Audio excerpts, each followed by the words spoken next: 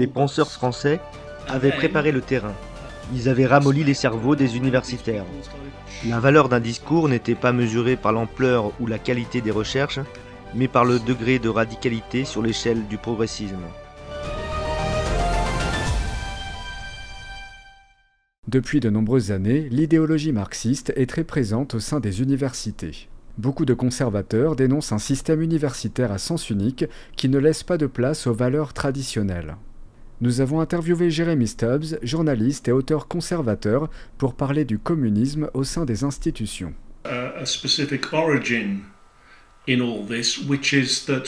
Selon moi, l'origine de tout cela remonte à la fin de la Seconde Guerre mondiale, au sein de tout ce qu'on appelle les sciences humaines.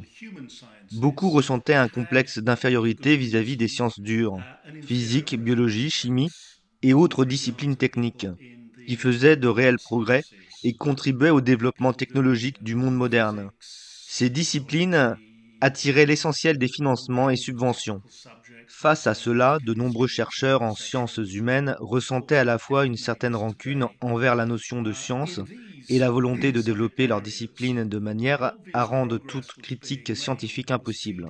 En d'autres termes, ils voulaient mener leurs recherches de façon à ce qu'on ne puisse pas dire « vos données sont fausses » ou « votre analyse est erronée ». Ainsi, la théorie nous a fait quitter ce monde pour entrer dans un autre, celui de l'autorité. Une certaine autorité a dit ceci, donc nous devons tous nous y soumettre.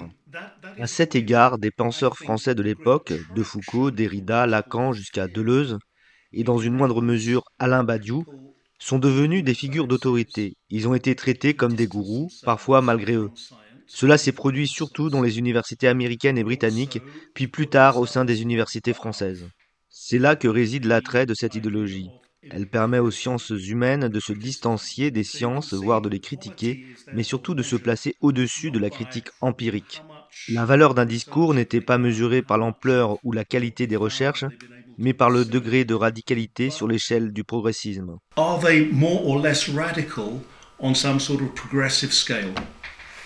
Jeremy Stubbs aborde le sujet du déclin récent mais progressif de ces idéologies.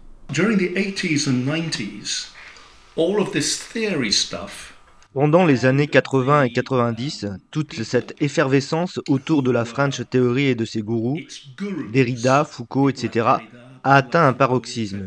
Puis vers la fin des années 90, soudainement autour de 2000, cela est retombé. C'était incroyable. Comme dans la guerre de Troie, les Troyens se réveillent et se disent « Tiens, plus de Grecs, que se passe-t-il » Le phénomène s'est essoufflé car il y avait eu une sorte de frénésie autour de ces penseurs qui ne pouvait pas durer. La bulle a éclaté. De plus, beaucoup de ces figures ont vieilli et sont mortes.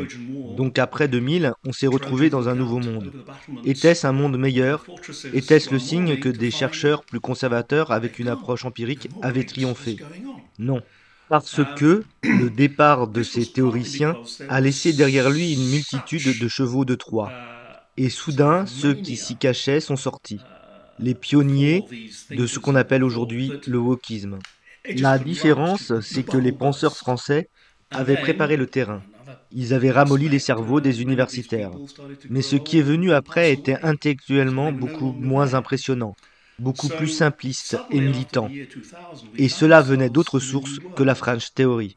La French Theory, aussi abscon qu'elle fut, restait difficile à traduire en programme politique concret. À l'inverse, le discours woke est compréhensible mais absurde, et il neutralise toute critique par l'exclusion. Seuls ceux qui pensent correctement comptent. C'est une forme beaucoup plus primitive. La critique ne le dérange pas, puisqu'ils l'annuleront. They don't mind criticism because they will cancel it. Pour Jeremy Stubbs, l'idéologie communiste a pris des formes de plus en plus exacerbées au fur et à mesure du temps. Après la Seconde Guerre mondiale, il y avait déjà une forte tendance à gauche chez les enseignants universitaires. Quand j'étais étudiant, à partir de 1979, Madame Thatcher venait d'être élue. Étant favorable au marché libre, elle voulait réduire les subventions aux institutions publiques, dont les universités. Les enseignants étaient donc massivement anti-Thatcher, non seulement parce que la gauche semblait plus disposée à les financer, mais aussi parce que Madame Thatcher était perçue comme une dame de fer, voulant détruire la culture et l'éducation, ce qui n'était pas la réalité. Quant aux marxistes, il y en avait beaucoup dans les universités des années 50, 60 et 70. Ils se trompaient sur beaucoup de choses, mais ils connaissaient bien l'histoire et savaient défendre leur position. Il était possible de débattre avec eux. Ce qui est venu plus tard, ce sont des équivalents des professeurs communistes, mais qui n'avaient plus la culture historique et qui ne permettaient pas non plus le débat. D'où mon idée. Aujourd'hui encore, plus qu'à mon époque, il y a une forme de terreur, puisque le dialogue et le débat ne sont plus possibles ni encouragés. Jeremy Stubbs estime qu'un changement idéologique pourrait bientôt être observé en Occident.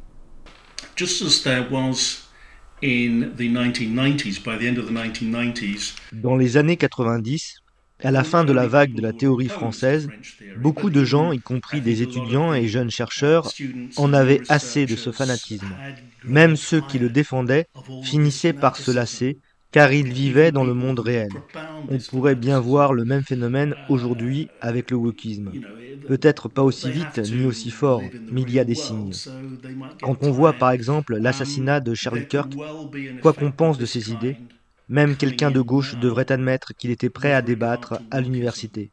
On peut espérer que cela provoquera une réaction, que les gens diront « Stop au fanatisme, mettons fin à la cancel culture, retrouvons le dialogue et la recherche civilisée ». Of dialogue and research.